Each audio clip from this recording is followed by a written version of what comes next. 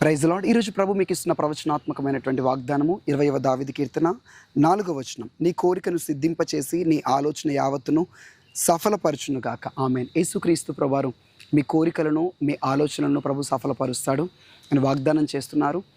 మీలో చాలామంది నేను ఏది ఆశించినది నాకు దొరకడం లేదు, నేను ఏ కోరిక కోరుకున్నా కూడా అది సఫలపరచబడటం లేదు, నేను ఆలోచించే ఆలోచనలన్నీ కూడా వ్యర్థపరచబడుతున్నాయి అని బాధపడుతున్నారా? మీరు ఏ ఆలోచన అయితే భవిష్యత్తు కొరకు కలిగి ఉన్నారో, మీ వివాహ జీవితం కొరకు ఏ కోరికలైతే ఏ ఆలోచన అయితే కలిగి ఉన్నారో, మీ కోరికను మీ ఆలోచనను మోకరించి ప్రభు సన్నిధిలో మీ హృదయాన్ని తెరిచి చెప్పండి. మీ యొక్క భవిష్యత్తు ప్రణాళికలు, మీ యొక్క వ్యాపారం గురించి కావచ్చు, మీ పిల్లల భవిష్యత్తు గురించి కావచ్చు, మీ గర్భఫల విషయమే కావచ్చు, మీరు ఏ ఆలోచన ఏ ప్రణాళికలు ఏ కోరిక అయితే కలిగి ఉన్నారో అవన్నీ హృదయము తెరిచి ప్రతిరోజు కూడా ఉదయం సాయంత్రం దేవుని సన్నిధిలో మీరు చెప్పడం ద్వారా మీ కోరికలను మీ ఆలోచనలు ప్రభువు సఫలపరచబోతున్నాడు. సరిగ్గా ప్రభువుని మీరు అడగండి, ప్రభు నాకు ఇది చేయండి, ఇది జరిగించండి, నా కోరిక ఇది అని.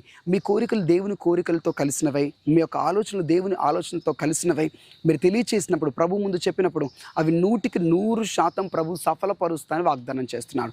చాలామంది వాళ్ళ కోరికలు కలిగి ఉంటారు, ఆలోచన కలిగి ఉంటారు, కానీ అది దేవునికి చెప్పరు. దేవుని సన్నిధిలో వాళ్ళు చెప్పకపోవడం వల్ల అవి నెరవేర్పు జరగవు. ఇంకోటి, మీరు కోరుకునే కోరికలు దైవికమైనవై ఉండాలి, అవి దేవునికి ఇష్టకరమైనవి ఉండాలి, అవి పవిత్రమైనవై ఉండాలి.